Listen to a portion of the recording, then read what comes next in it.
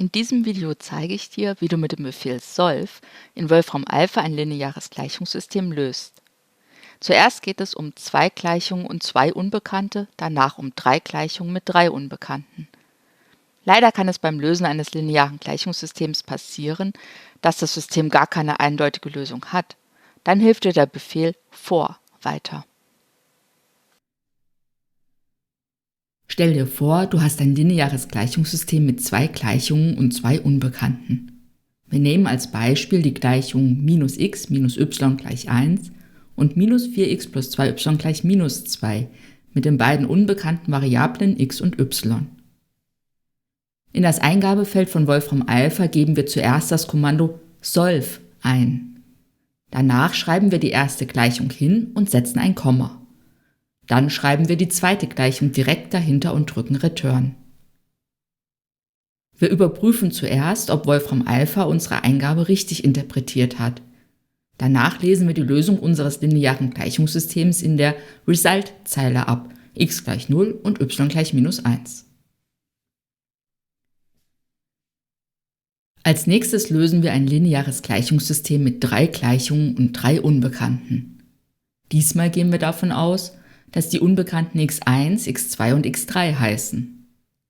Die Vorgehensweise zur Lösung des Systems bleibt aber gleich. Wir schreiben das Kommando solve in das Eingabefeld. Dann folgt die erste Gleichung -4x1 gleich 8, die zweite Gleichung -2x1 plus 2x2 minus 3x3 gleich 16, und die dritte Gleichung 4x1 plus 3x3 gleich -22. Wichtig ist, dass x1, x2 und x3 jeweils mit einem Unterstrich eingegeben werden. Du kannst ja mal ausprobieren, was passiert, wenn du den Unterstrich weglässt. Nach dem Betätigen der Return-Taste erhältst du das Ergebnis x1 gleich -2, x2 gleich -1 und x3 gleich -14 Manchmal kommt es vor, dass eine Gleichung ein Vielfaches einer anderen Gleichung ist. Dann gibt es keine eindeutige Lösung, sondern unendlich viele. Wenn du beispielsweise das Gleichungssystem -4x minus 12y gleich -56 und x plus 3y gleich 14 lösen sollst, so kannst du die erste Gleichung durch -4 teilen und landest bei der zweiten Gleichung.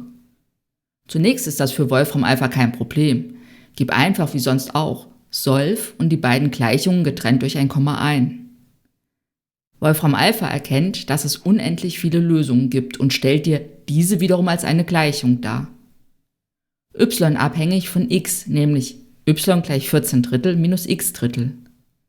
Wenn es dir aber lieber wäre, das lineare Gleichungssystem für x anstatt y lösen zu lassen, setze noch den Ausdruck for x an das Ende des Eingabefeldes. Dann berechnet Wolfram Alpha die Lösung für x. In diesem Fall also x gleich 14 minus 3y. Ein letztes Beispiel betrachten wir noch. Ganz offensichtlich hat das lineare Gleichungssystem x plus y gleich 0 und x plus y gleich 1 keine Lösung. Genau das sagt auch Wolfram Alpha mit dem englischen Ausdruck No solutions exist. Auf Deutsch, es existieren keine Lösungen. In diesem Video habe ich dir gezeigt, wie du ein lineares Gleichungssystem in Wolfram Alpha eingibst und mit dem Befehl solve lösen lässt. Mit dem Zusatz for kannst du steuern, für welche Unbekannten das System gelöst werden soll.